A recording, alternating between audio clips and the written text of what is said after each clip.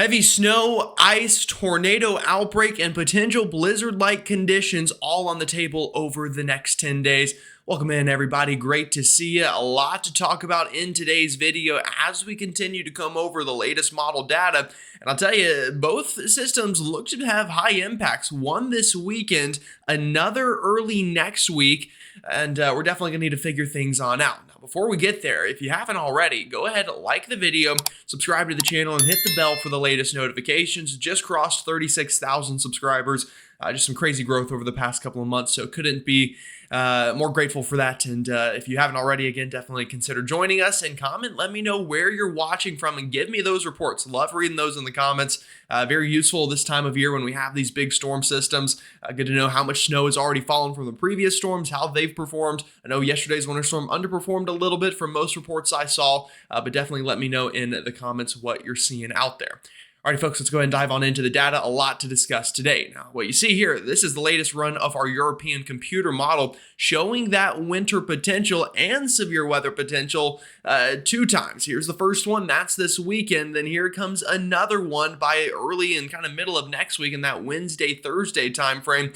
Folks, it's going to be a very active stretch here over the next 7 days. And really all threats are on the table. Now, even right now, as we take a look at satellite imagery, you can kind of already see this pattern as it is unfolded. We've just had round after round after round of major mid-latitude cyclones. Here's our leftover storm from yesterday. Here's the cold front associated with it, dipping all the way down into the Gulf. And then check out what's happening out west. A big-time storm, absolute beast of a storm moving ashore the west coast. That's the start of our weekend storm that is going to produce a likely severe weather outbreak, including tornadoes. It's going to produce big ice totals, big snow totals, and potentially blizzard-like conditions through portions of the Northeast and Midwest by the weekend. So that one, you can already tell, a vigorous looking storm. And normally when they look this healthy off the coastline, then they really mean business by the time they start moving ashore. And this one will be no different. Now, our current alerts out there, we're in what I would call a little bit of a lull, and it doesn't really look like it on the map. You still see all sorts of colors. We've got a flooding threat in place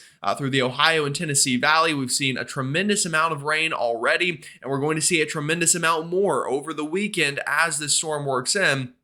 Also, seeing reports of flooding in portions of the Carolinas. Back home where I'm from in the upstate, had some flooding overnight and this morning as a lot of rain moved on through. So again, getting those reports of already impacts from these storm systems. But look what's happening out west. You see all of this pink and purple and green. That's the storm system moving in, already causing just a whirlwind of advisories and warnings for snow and heavy rain and wind as well. I'll add that. That's going to be an important factor. All of this going to move east over the coming days, and by Saturday, we're going to be in the thick of it here east of the Rockies. With severe weather, heavy snow, and ice going into Sunday through the Northeast. In fact, already seeing some of those kind of winter weather advisories and winter storm warnings in the Northeast from our ongoing storm, kind of the leftovers of yesterday, plus some lake effect snow on the way this afternoon. So definitely a pretty active scene out there as we continue tracking just this insane pattern that has unfolded. All right, let's go and break down the next storm. We're going to spend most of today's video on the weekend storm, and then we'll talk a good bit about next week's potential as well. So let's go ahead and dive on into the weekend storm. Now, here's about where we're at. This is late in the morning Thursday into early afternoon. We've got this big area of vorticity working ashore out west. We've got still this upper level trough in the east, this producing some cooler air. So kind of dipping some more polar-like air through the Midwest, through the Northeast. A bit warmer this afternoon in the deep south, especially for you folks who were in that cold air damming wedge yesterday in the Carolinas and Georgia. A much nicer day today. But don't get used to it, because here we go. This is Friday morning and into Friday afternoon. That big area of vorticity out west, that storm energy picking up here and moving east, kind of bringing the boom with it, if you will. And as we get into overnight Friday, and we'll park it right here Saturday later in the morning, we've got this big trough, again, dipping all the way down to the Mexico border and kind of extending all the way out into the Midwest. At this point, we're also going to have a bit of a jet streak in place, so we're going to have a couple areas of enhanced lift in the circles. Now, both of those areas of lift are going to produce significant types of weather. The northern area going to produce heavy snow. The southern area going to produce severe weather by Saturday afternoon. and we'll move it ahead here, and it's really right in here. This is Saturday evening. Our jet streak going to be probably placed somewhere in here, and all of that lift right over Dixie Alley, Louisiana, Mississippi, Alabama. Severe weather threat from that. Heavy snow and ice up north into the Ohio Valley, well, really north of the Ohio Valley, more the Midwest, I should say, and into the Great Lakes, and then into the Northeast by Sunday morning. This mess of a system keeps on working eastbound, and as it gets to the Northeast, folks, a little bit of enhanced upper-level energy from Canada going to try to swing through and connect with it, and that'll really deepen the pressure of this system. That'll start kicking up the winds through the Northeast and just bring all sorts of problems by Sunday afternoon, including a potential ice storm into New England, and then we clear out in time for Monday, and that'll set the stage for the next system that we need to talk about. All right, let's go ahead and time it out for you. Starting out west, this is this morning and afternoon. I mean, it's just going to be snowing like crazy in the Sierra Nevadas. Same thing for the Rockies. Heavy coastal rain, gusty winds, a little bit of ice mixing in at times for some folks. But look at the strength of this storm, 985 or so millibars. It definitely looks like it on satellite imagery as well. You can definitely see that this is a strong one, and that's going to increase the precip rates. Again, a lot of rain at the coast, a lot of heavy mountain snow from the Sierra Nevadas through the Cascades out into the Rockies of Colorado, Utah, the Four Corners getting in on some of that snow.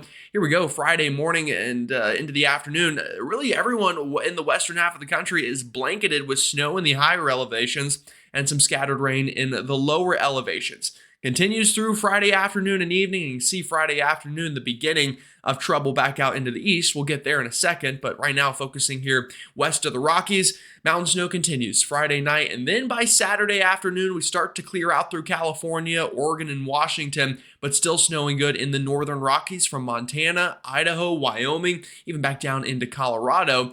And then you see another round of winter weather by Sunday afternoon through the northern tier of the West. All right, so how much snow are we talking? Well, this is the latest from our blend of models. Biggest winner going to be the Sierra Nevadas. This is where we're going to be counting totals in feet. We're talking 3, 4, even potentially 5 feet of snow out of this event. For some folks out there. Also, the mountains here out west of Denver and out near Salt Lake City, going to get a couple of feet of snow likely, and then around a foot or so in the higher peaks of Yellowstone up through Idaho, and then the Cascades as well, coming in around a foot and a half in isolated spots. But you get the point. Just about everyone out west going to be getting in on the fun before the storm then shifts to the east, and that's when we need to watch for the potential of a severe weather outbreak come the afternoon and evening of Saturday. So here we go. Latest from the Storm Prediction Center.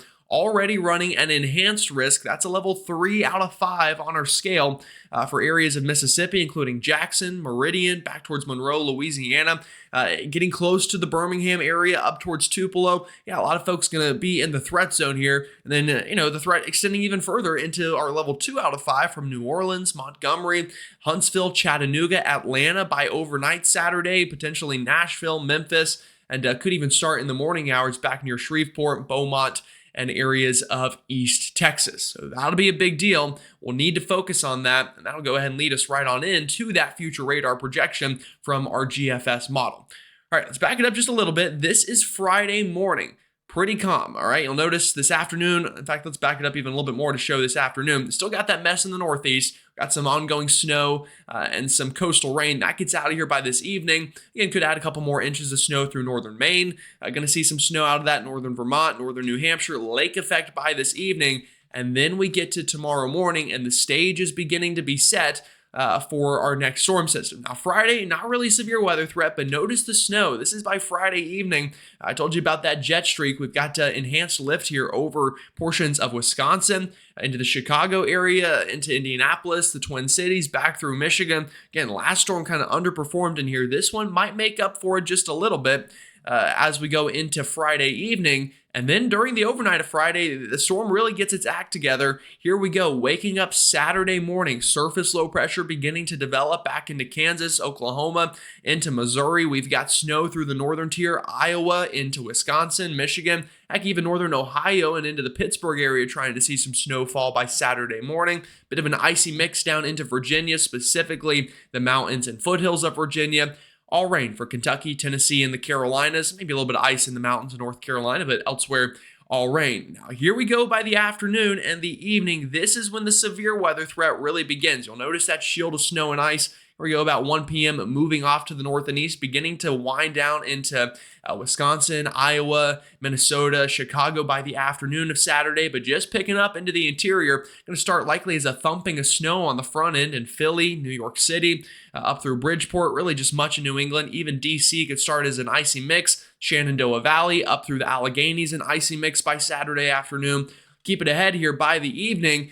Again, you see that snow rain line creeping northward, back to all rain in Philly, still holding on to snow in Boston, New York City, up through much of New England. But it's at this point, look at our warm sector. This is where that severe weather threat's going to really begin to amplify Saturday evening from Birmingham back into Mississippi, Louisiana, potentially as far north as Nashville, and then during the overnight hours, working eastbound towards Atlanta, the Western Carolinas, East Tennessee could try to get some severe weather out of this. Notice our low pressure deepening. By the overnight, this is around 1 a.m., we're down to 999 millibars. That's going to start to pick up the wind. That squall line really developing back out into Dixie, and then seeing some of that snow falling up into Boston, Vermont, New Hampshire, the Adirondacks, seeing that snow.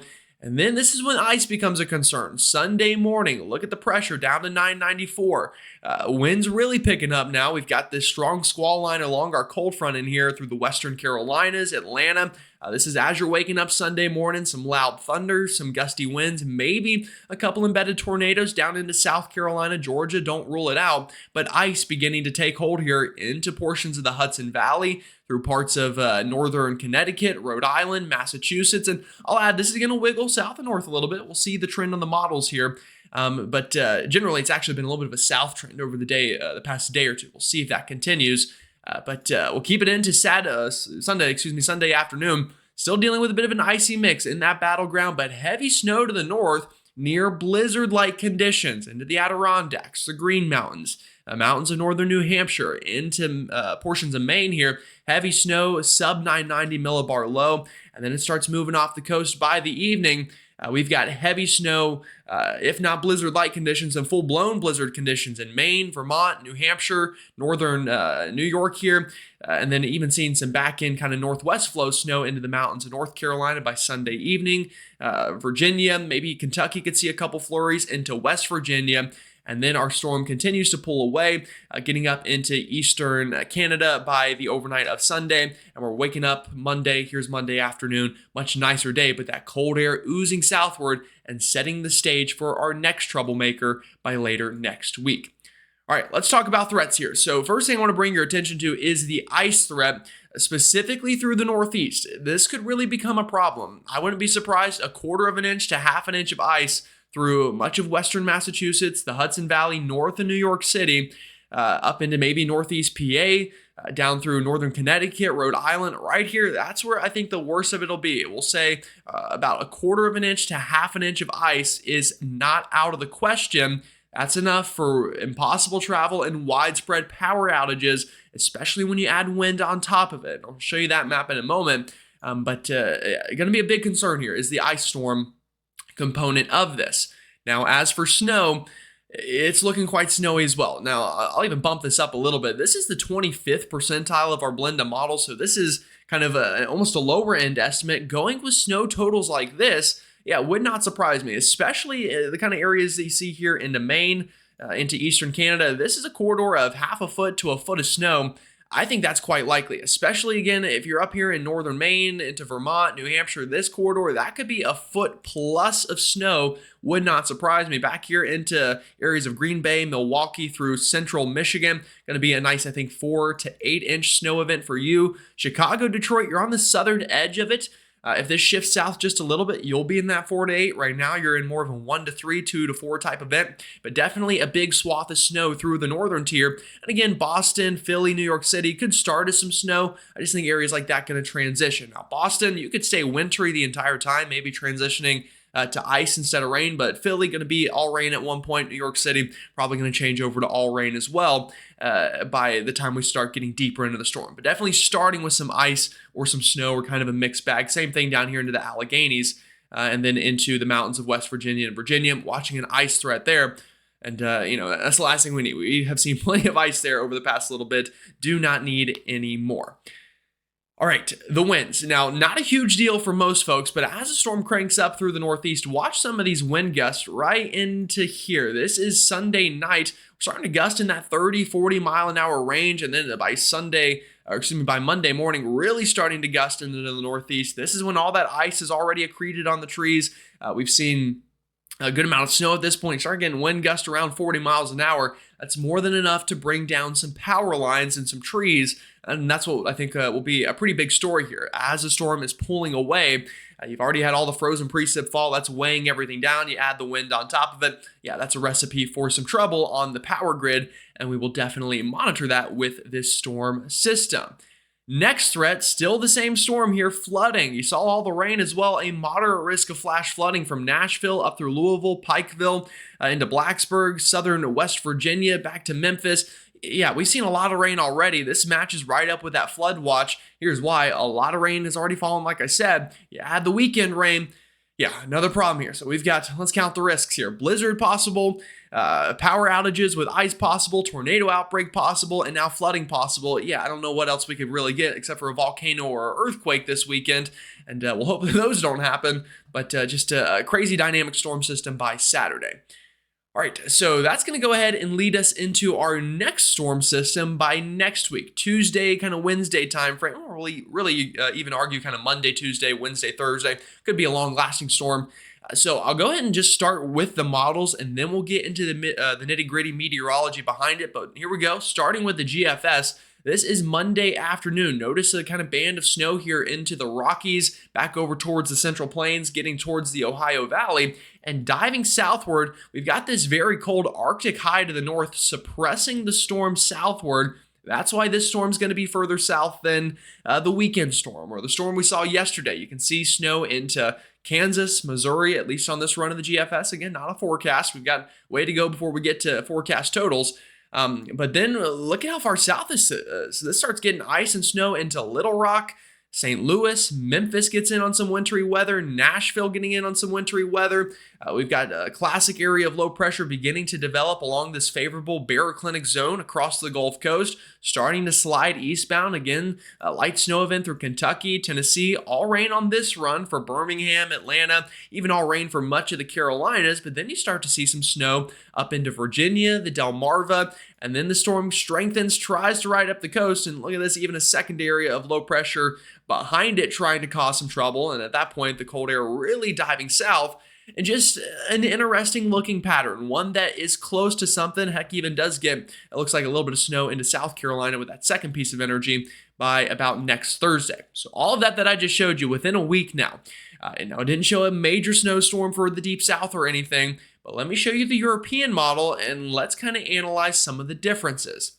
Here we go, same time frame starting Monday afternoon. Here comes a storm into the plains. A stronger looking storm and further south. So this is by overnight Tuesday into Wednesday. We've got a big winter storm from St. Louis to Little Rock, even back towards Dallas, deep down into Texas with some snow and ice, Oklahoma City, Kansas City, and obviously a higher amplified storm system going to mean bigger impacts down the road. Check it out by Wednesday morning, an icy, snowy mess through much of the deep south, Dallas, Little Rock, Shreveport, even into Tupelo, into Huntsville, and then the storm really gets going.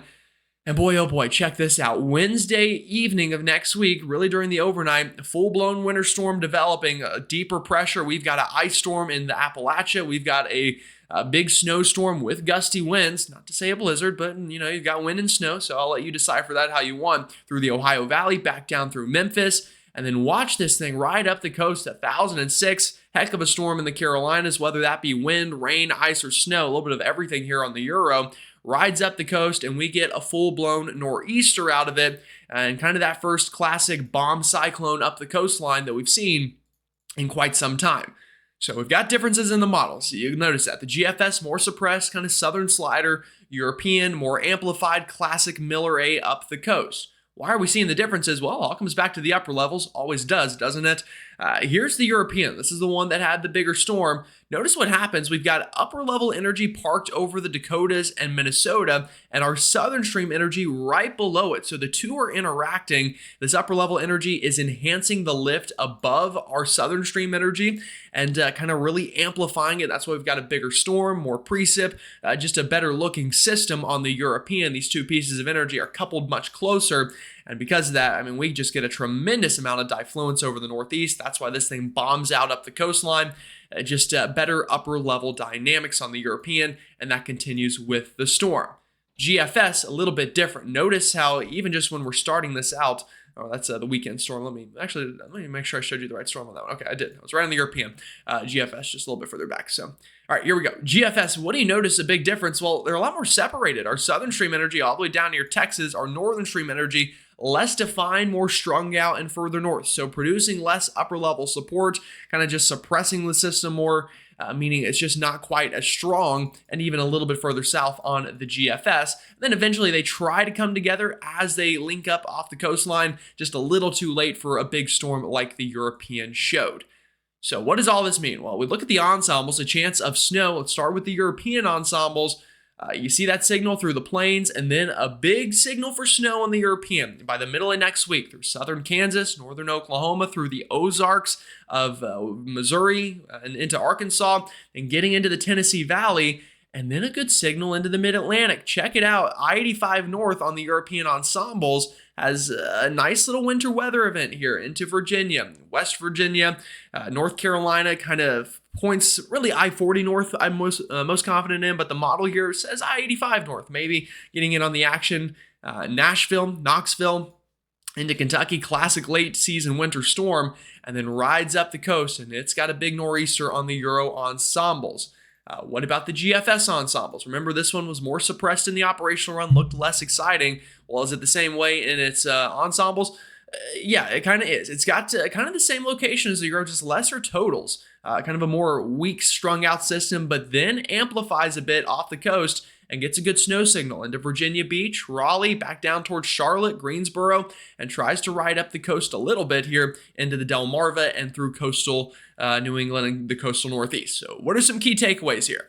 There's going to be a storm next week. Feeling pretty confident about that. The intensity of it and how far south it gets and if it rides up the coast, all of those are still question marks that need to be answered. But I'll mention the ensemble is a bit further south than the operational runs on the GFS and the European. So that's something to note. If you're watching in a place like Charlotte, Greensboro, Raleigh, maybe Greenville, Spartanburg, Knoxville, areas like that up through Virginia, ensembles look pretty good right now. The problem, it's going to change. Now, it could change for the better. That's absolutely possible. It could also change for the more rainy kind of side of things or the dry side of things. A lot to figure out still with this storm system. Alrighty, folks, that's all I got for you on this Thursday morning. If you haven't already, again, like the video, subscribe, hit the bell for the latest notifications as we continue tracking major storm systems over the next 7 days. All right, folks, y'all have a great one. Stay safe, and I'll see you all next time.